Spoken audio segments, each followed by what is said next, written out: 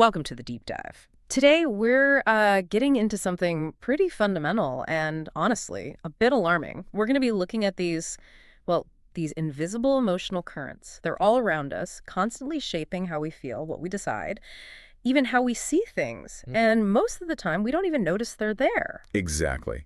And, we're framing this deep dive quite deliberately as a warning. It's really vital to understand these unseen forces because, frankly, they carry some significant dangers. Dangers from others, you mean? Yes, partly. Right. The risk of sort of catching someone else's negative emotional state, but also, maybe even more unsettling, the danger from our own hidden stuff, our own turmoil, the unresolved issues we might be just projecting out without even realizing it. Right. The material we've been digging into paints a really stark picture here. It shows just how contagious emotional states are, profoundly so. How easily we can fall under the spell of someone else's mood, their way of looking at things, and just as easily how we might be infecting others with our own chaos, often completely unaware. So yeah, the mission today is really to unpack these specific warnings, to give you, the listener, a better map for navigating these emotional waters more safely. Okay, let's dive into the first big warning sign that comes up. It talks about certain people who seem to carry this storm inside them. What really struck me was the point that this storm isn't always, just a result of bad things happening to them. The sources suggest this chaos is often, self-generated. It comes from inner turmoil they just haven't faced. And that's where it gets tricky, right? Because these people, they rarely look obviously dangerous. Often they actually present as victims. Yeah, wearing their suffering. Exactly, which naturally pulls you in. You feel sympathy, you want to help. But here's the insidious part. Their despair, their negativity, it doesn't stay there. It seeps into your space. It's incredibly infectious. There's this powerful image used. Humans are emotional sponges. Just think about that. Yeah. Spending time with someone means you are, whether you like it or not, soaking up their way of thinking, their feelings, how they react to things. You catch their moods, almost like you'd catch a cold. So then the question becomes, what happens when that person you're spending time with, the one you're absorbing from, is carrying some really heavy stuff, like serious psychological instability or deep, unresolved turmoil? And the material doesn't mince words here, does it? Not at all. It's unambiguous. Yeah. Your own mental clarity, your peace of mind, it basically becomes collateral damage. That's the core warning here. You have to be incredibly careful, really mindful about who you let into your close emotional orbit. It even lays out a kind of pattern to look for. Things like a history of broken relationships, always seems to have enemies, careers marked by constant turbulence, maybe patterns of self-sabotage. Right. And it's not just that they harm themselves. It's like their restlessness actively destabilizes the emotional environment for everyone around them. Maybe unconsciously, but the effect is the same. Yeah, you feel it.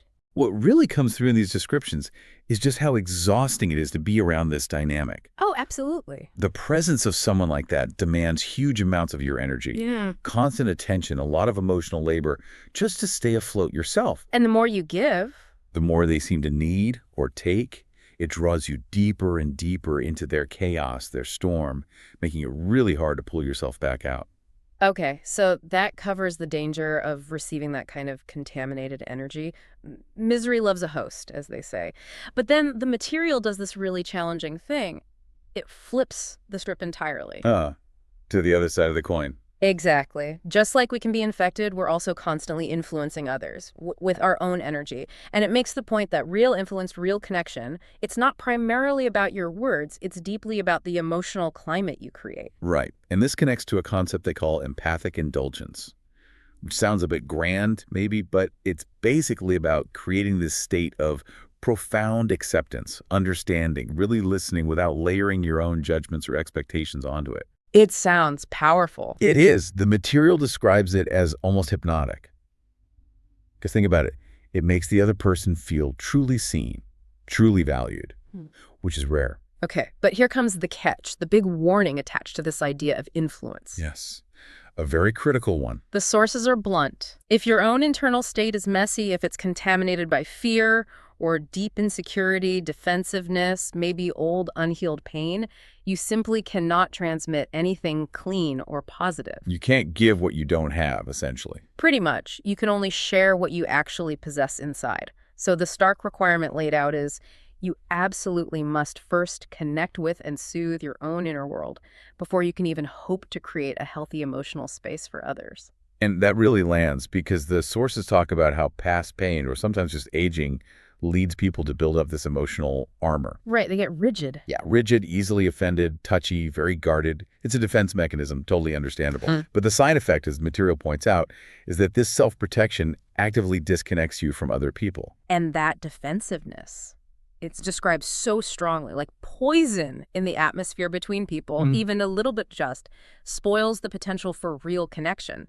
That rigidity prevents the very openness and flexibility you need to project that calm, accepting presence we were just talking about. So, okay, we've got the danger of soaking up negativity from others and the danger of broadcasting our own inner contamination.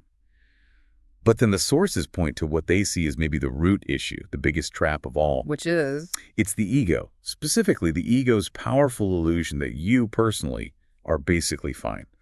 That your moods, they're always justified reactions. Your problems, always someone else's fault, or just, external circumstances. That's framed as a really serious warning, isn't it? Calling the ego your enemy in this context. It is. Because its job is to protect your self-image at all costs. And in doing that, it blinds you, hides your own emotional blockages, your own unresolved stuff. It makes you react defensively, judgmentally, often without you even realizing that's what's driving you. So the ego keeps us from seeing our own contribution to the problem. Precisely. And a key insight here is the acknowledgement that, look, everyone carries emotional baggage. Everyone has scars from the past. No exceptions. Okay. What separates people who stay stuck in those negative patterns from those who can navigate them and actually cultivate a positive presence. According to this material, it boils down to the willingness, the courage, really, to see and to own those inner wounds. Which leads to that necessary but often really hard step the material insists on. Yeah, taking a hard, honest look inside. You have to do this self-inventory, like what consistently triggers a big reaction in you, what thoughts, what situations reliably darken your mood, what makes you tense up physically or shut down emotionally. And not just notice it, but trace it back. Right. Trace those reactive feelings back to where they come from, acknowledge them, accept that they're part of your landscape right now. And it's stressed, this isn't about getting lost in navel-gazing or obsession. No, it's about critical self-awareness, the very thing the ego fights tooth and nail against. Okay. So, moving past the warnings, how do these sources suggest we actually navigate all this? How do we cultivate a healthier presence? Well, they shift focus towards deliberately dropping the armor. Which doesn't mean being weak or letting people walk all over you. No, not at all. It's about choosing flexibility instead of rigidity, openness instead of defensiveness, a willingness to sort of absorb life's bumps without immediately bracing for impact. And the interesting thing is when you model that, others often unconsciously relax too. They follow your lead. It offers this really appealing alternative to being defensive all the time. Cultivate this attitude of coolness, calmness, maybe even a bit of nonchalance. Yeah, like act as if nothing can really get into your skin or break your spirit.